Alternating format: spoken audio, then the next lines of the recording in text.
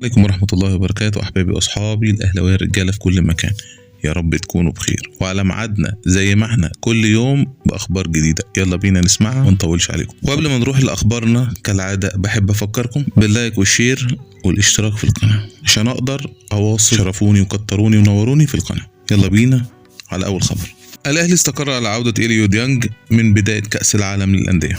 رحيل عطية الله في ختام الموسم مع دراسة التعاقد مع ظهير أيسر محلي بنسبة كبيرة ممكن يكون توفيق محمد لاعب بتروجيت. الأهلي يرغب في ضم ظهير محلي من أجل ضم لاعب خط وسط آخر في مركز 8 أو 10، ومرشح له بعض الأسماء على رأسهم محمد علي بن رمضان، لكن حتى الآن لم يتم حسم أي صفقة أخرى. بالنسبة لكريستو ورضا سليم الأقرب خروج اللاعبان بيع أو إعارة مع نهاية الموسم الحالي. سوف يتم فسخ عقود اللاعبين الأجانب تحت السن ريندوف وأوبونج.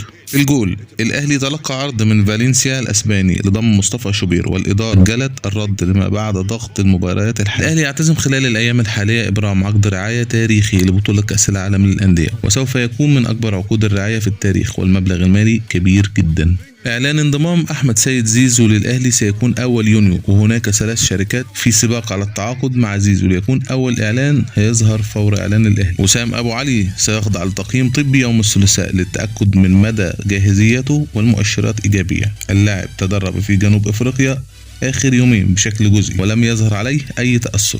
كريم الدبيس هيتعمل له اختبار وهيتم تقييمه، لكن صعب يبقى موجود في ماتش سان داونز. كولر قرر إعطاء اللاعبين راحة من التدريب قبل مواجهة سان داونز الأحد والاثنين، والعودة يوم الثلاثاء استعدادا للقاء الجمعة. حبيب الأهلاوية محمود كهرباء يساهم في فوز فريقه الاتحاد الليبي بصناعة هدف أمام الأولمبي بالدوري الليبي. مدافعنا الصلب محمد عبد المنعم يتألق في فوز نيس على أنجيا. وآخر خبر معانا ومن الأخبار الطريفة، المصري اليوم بيسير يقيم في أحد الفنادق الشهيرة منذ تعيينه مديرا فنيا للزمالك، لكن إدارة الفندق هددت بطرده بسبب تأخر نادي الزمالك في دفع مصاريف إقامته، وقد وصل المبلغ المستحق ل 200,000 جنيه. ميدو تدخل لحل الأزمة وتم سداد المبلغ. وبهنا أحبابي وأصحابي رجالة الأهلاوية في كل مكان نكون وصلنا لنهاية أخبارنا النهاردة. يا رب تكون حازت على إعجابكم. ما تنسوش أفكركم زي كل مرة اشتراك في القناة، اللايك، كتروني وشرفوني ونوروني في القناة. هكون سعيد جدا والله. أشوفكم على ألف خير في أخبار جديدة إن شاء الله بكرة. سلام.